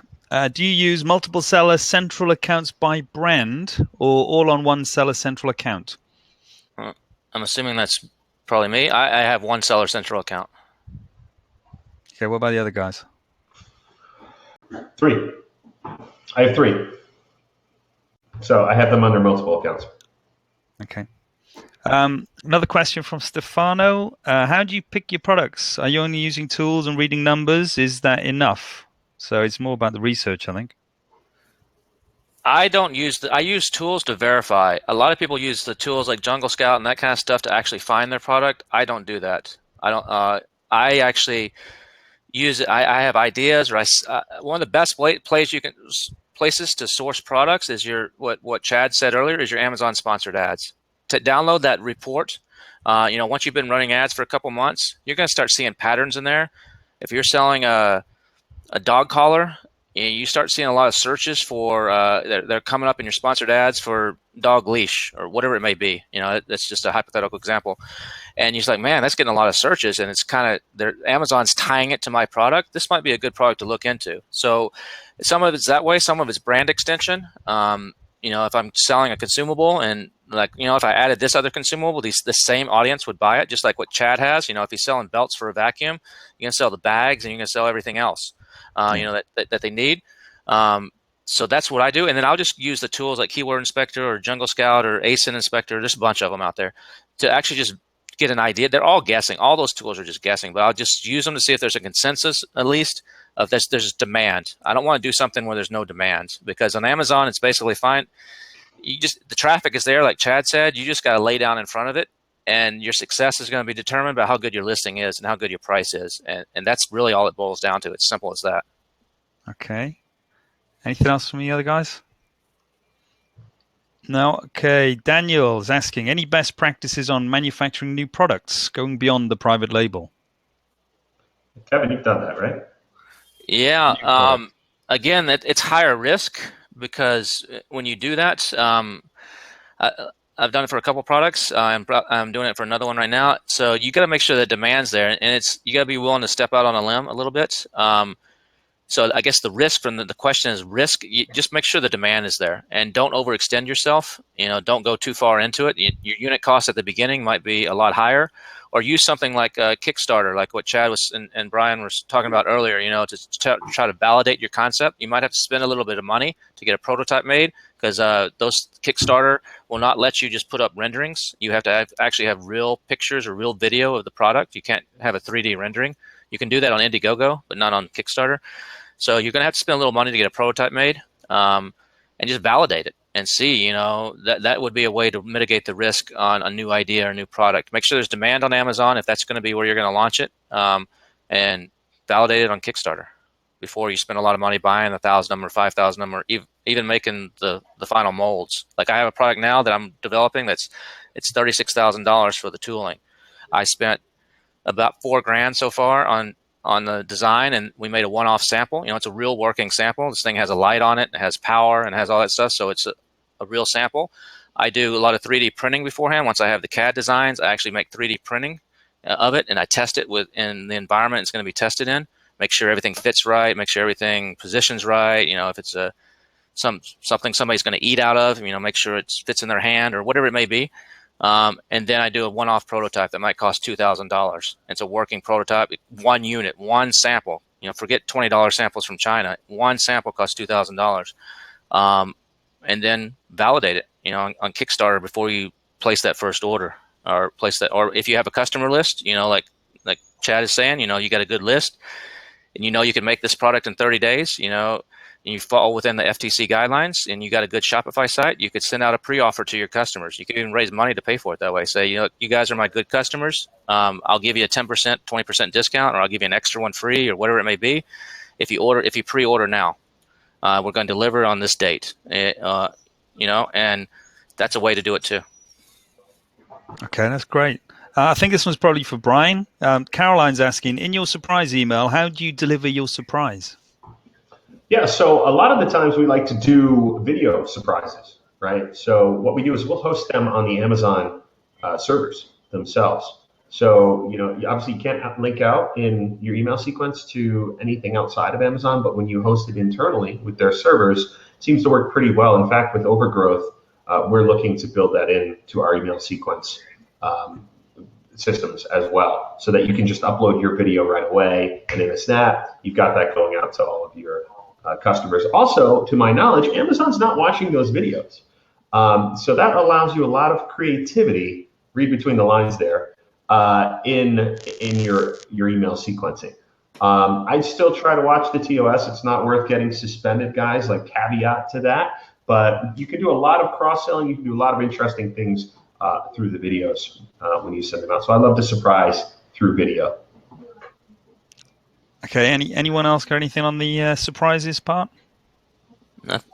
No, good. Okay, next one. Devon asked, can you talk about how you're reaching out to influencers? Specifically, where are you doing it? How? What are you saying? So it's the approach.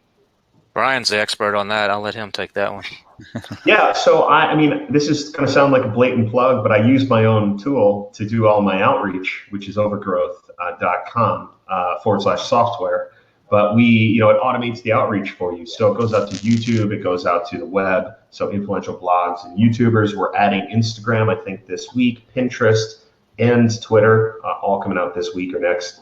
And it will go out and find people in your niche and bring back those results into one place so that you can cipher through who's accurate, who's not. You just upload your keywords of your niche, and it goes out, starts the campaign, it comes back. Then what it does is automates the email correspondence between you. So, you can go through 200 different results in a matter of 10, 20 minutes, customizing each email that you send to the influencer. So the last thing you want to do when you're reaching out to influencers is have like a template, right? Like, thanks, I like your channel. Will you review my shit? That's terrible, right? So what you want to do is you really want to say, hey, look, I love this video. I've been following you for a while. Subscribe to their channel so that they see you're subscribed. And say, I love this video you did here. Here's why. And I think that I've got a great product for your audience. The one thing that influencers want, just like you want, is engagement, right? And so if you can help them engage their audience, and like we talked about earlier, is giving them extra product to do giveaways to their own audience. That's been a very successful strategy for us, by the way. Then their audience will be more engaged too. And so, to me, it's really just about being cool. One, remember, these are real people. With Overgrowth, although it does automate the system, it can get easy just to keep hitting send that email. You want to take a little bit of time, customize your outreach, be cool, be fun, be different. Try to use as much personality as you can. If they're bigger influencers, the ones that will literally put you out of stock like that with one review, it's happened to me, by the way. One major YouTube reviewer, I went completely out of 5,000 units, over 5,000 units in stock in under a week from his one review. If they're bigger like that, you be cool. You really want to set yourself apart and try to find them on all of their channels. If they don't respond on YouTube, go to their Facebook page. If they don't respond there, go to their Pinterest, go to their Twitter, go to their Instagram, and really chase them, because these are the guys that put you on the map. And then, like Kevin said, if you take that influencer review, right, if they're a shout out review of your product, and you can put it inside of your enhanced brand content on your listing, guys, that is gold. You are writing your own checks. At that point, you're going to out-convert everybody else, not to mention that when you send the traffic from an influencer, right, warm referral traffic, that converts a hell of a lot better too. It's a win-win-win. It really is all the way around. So just be cool, use personality, try to give them extra products to engage their audience, and you'll be successful. Okay, good stuff. Kevin's gone. He must be reading the chat room. No, I'm here. Right. Ronin's asked a question.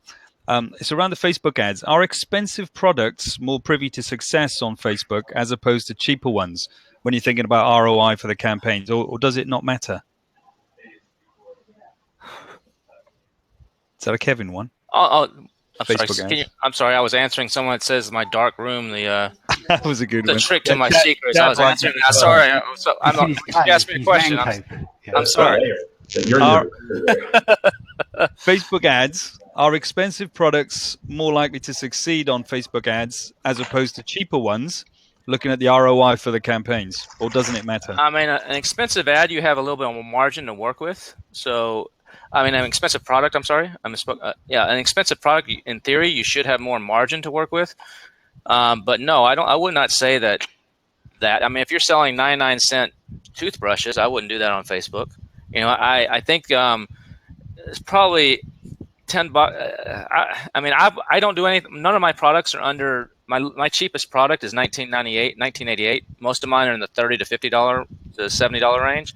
So I don't have a lot of experience in doing the cheaper ones. To answer your question, but it would be more difficult probably because you don't have as much margin to play with. Yeah, sure.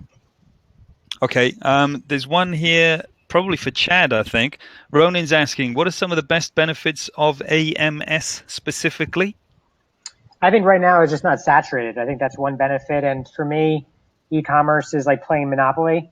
So you want to be everywhere to succeed. So you want to be owning the railroad, Park Avenue, et cetera. And so AMS just gives you more real estate property on Amazon.com, which is extremely valuable. And you can get in for cheap right now. Well, and to add on to that, Chad, do you want to tell them where the ad placements are as well, which give you the benefits? Yeah, it's in the header. If you type in like American flag right now into Amazon.com, you'll see that there's the AMS, the header right below the search bar, which has that advertiser. It's open to both Vendor Central and Seller Central sellers. Yeah, you can advertise. That's called the headline ad, and you can also target your competitor's product, so you can show up underneath your the buy box, the buy box on your competitor's products. That can be effective, and it's not. But the headline ads can work well and cheaply. If you don't need to do a high bid, but those can have, because you have to have three to run those though. You have to have three products in the same brand, not three childs of a parent. There has to be three unique ASINs in the same brand. And you can run those, and there's some tricks that you can do using AMS, all white hat, that make those pretty effective. I mean, I had some running, and it was Christmas time, so it was December. I had some running of those at like a 3% ACost on a $69 product. So my experience is AMS is a hit and miss. Some things is highly effective in there, and some things just don't work as good as sponsored ads. But it's worth trying it, and it's easy. There's some, like what Danny said earlier. There's some ways to get in. You can't just go sign up for it. You got to do some things. I don't know if Danny wants to talk about that or not, but it's worth doing. Well, if you don't mind, it takes 30 seconds to explain the entry point for AMS is that you have to have a sacrificial lamb, a product that Amazon can screw up, basically. So one way you can do that is you can go to AliExpress, buy some products from there that you're planning to sell to Amazon, but go to the AMS, set it up, make a proper credible listing, bearing in mind they can reject this product. They may not be into it. So the idea is build out a good listing where possible, try and use half decent photos as well to make it more valid and attractive to Amazon. Agree the price terms with them. They will come back and turn around and say whether they're accepting the product or not. They're going to ask you for some free samples to give away. So obviously go along with that. I think it's anywhere between 9 and 16 samples that they would ask for. Once the samples have gone and been, you've gotten to the stage of where you've raised the labels for the collection of said samples, at that point, AMS can open up for you, or at least did up until recently, unless there's been any changes. A second hack for you, being that most of our audience here are in Europe, I actually spoke to someone from AMS in the US. So if you wanted to sell in the US, it says in there in the sign-up process, you require a US bank account and you're also required to live in the US or be based in the US. That's not entirely true. So you can use your currency company for your conversion, which you normally bring your money back to the UK, your sterling conversion. So whoever that may be, I won't have to name companies, you can look them up for yourself. You can use that as your bank account. And the only reason why they're asking for a US address really is only so that they've got somewhere that the product can be sent in or collected from as a dispatchment point.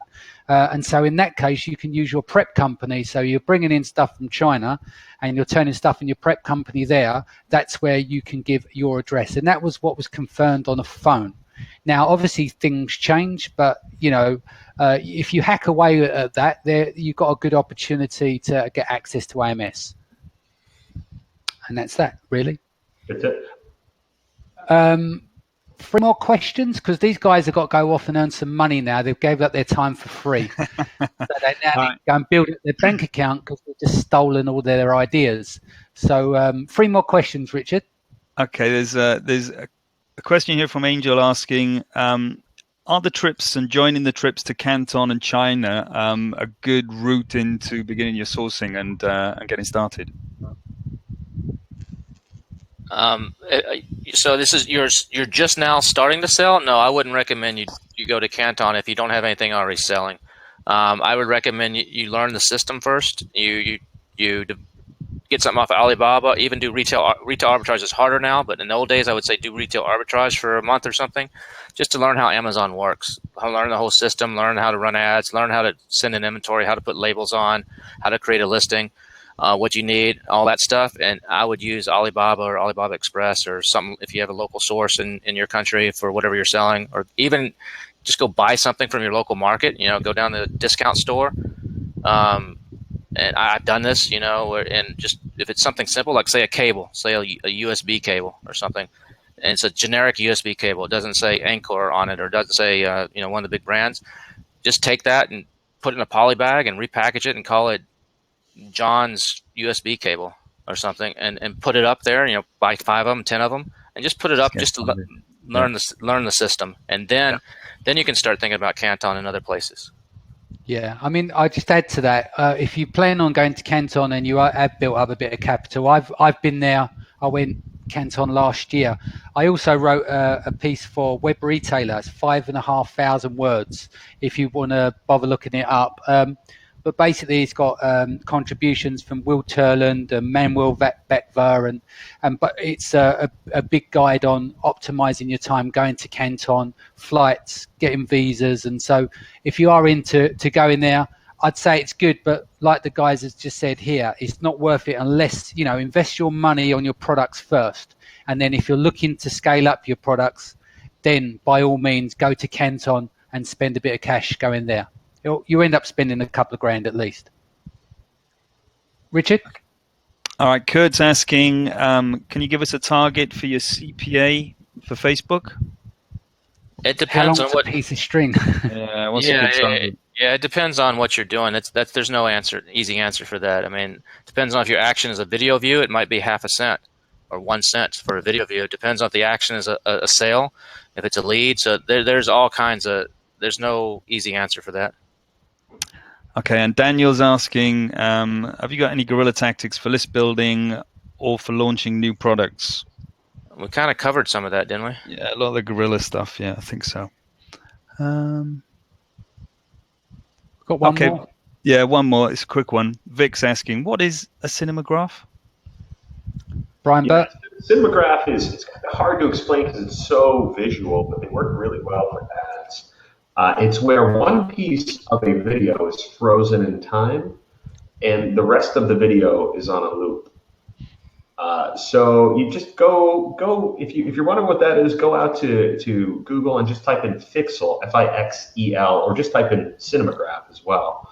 And you'll get a lot of examples. So they're GIFs that are animated. We turn them from GIFs into videos just with Camtasia. I record the screen, and then we upload them in a 1-to-1 ratio to Instagram and Facebook for ads. They work really, really well. Fantastic.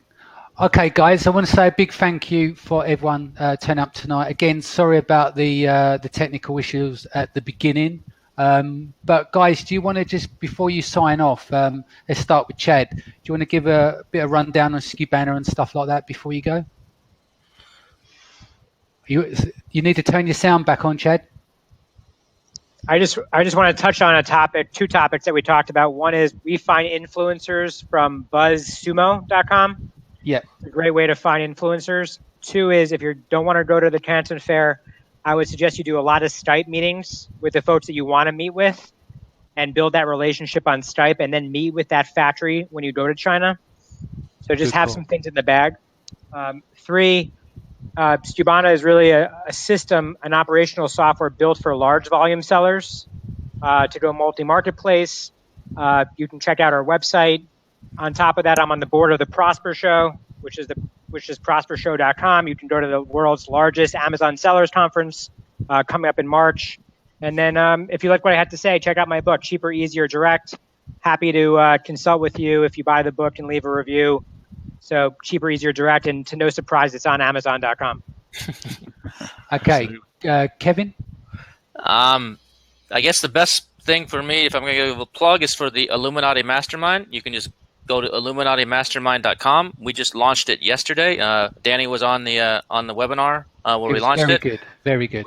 We had a room full of over 1,000 people. We actually maxed the software and had some. But it's aimed at people that are already selling on Amazon, so it's not for you if you're new. If you're already doing 10 grand, 25 grand, 100 grand or up a month on Amazon, it's aimed at that audience. We have monthly online membership where we teach you a lot of stuff, and we bring in a lot of people that you don't find on the podcast that talk at a higher level and on different things. And then we also have a live event, the first one that's happening in May. And I'll be at the Prosper Show, guys. If you're, I would highly recommend that Chad's doing, or part of. It's in March in Las Vegas. And the guy that asked about Canton, ASD is at the same time or right around it. So ASD is it happens twice a year in the U.S. in Vegas. It's the largest gift show in the United States. So if you're looking for sourcing, there is a China pavilion there where you can actually go in and meet a lot of Chinese and Korean and Asian suppliers come in, and you can actually meet them without having to go all the way to Canton.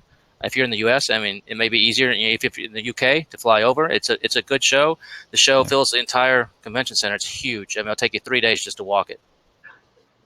And then go to the Prosper Show right after that and meet a lot of other Amazon sellers and learn a lot to advance your business. I would recommend that. Mr. Brian Burt. Yeah, I will also be at the Prosper Show, guys. So we're doing a big meetup there as well. We're getting the Private Label podcast together with Kevin Reiser, Overgrowth, which is of course my software, as well as Sponsored Products Academy, which is my course with Brian Johnson for pay-per-click. So we'd love to see you there. Let me know. Find me on Facebook. Shoot me a PM. But, as far as we've been talking a lot about influencer traffic, Chad, I'll have to get you a free subscription, man. But I built a tool called Overgrowth.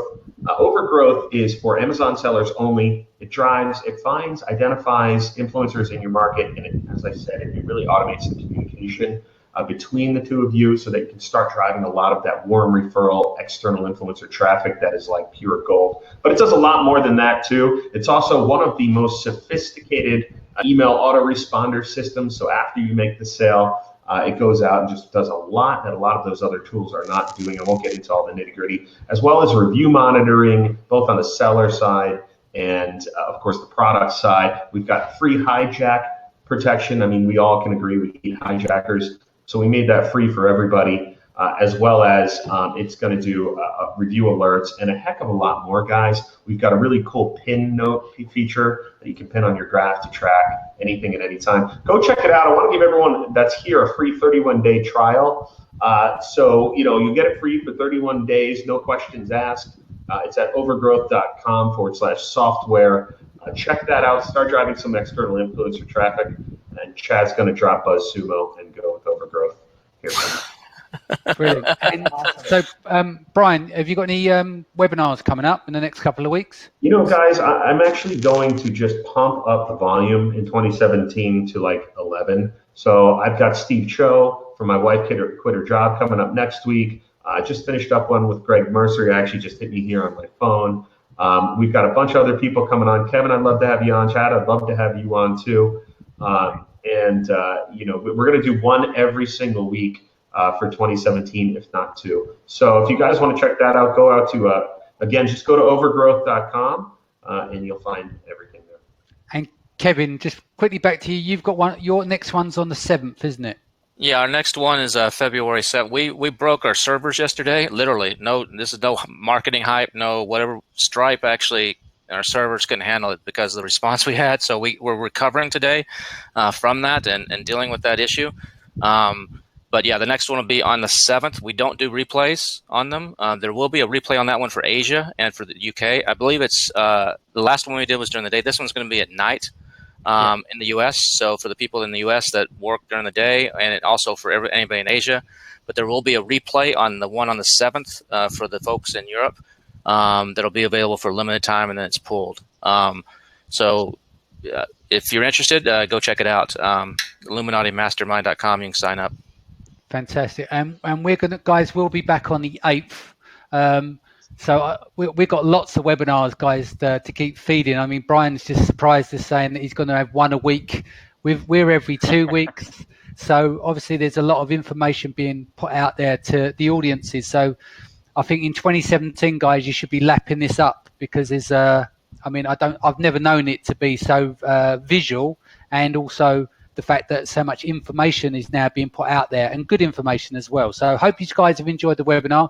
You can reach me at danny@sellersessions.com, richard@sellersessions.com. A big thank you again to our partners, and a big thank you to the guys. So we're going to sign off. So see you later. Ciao, guys. Bye.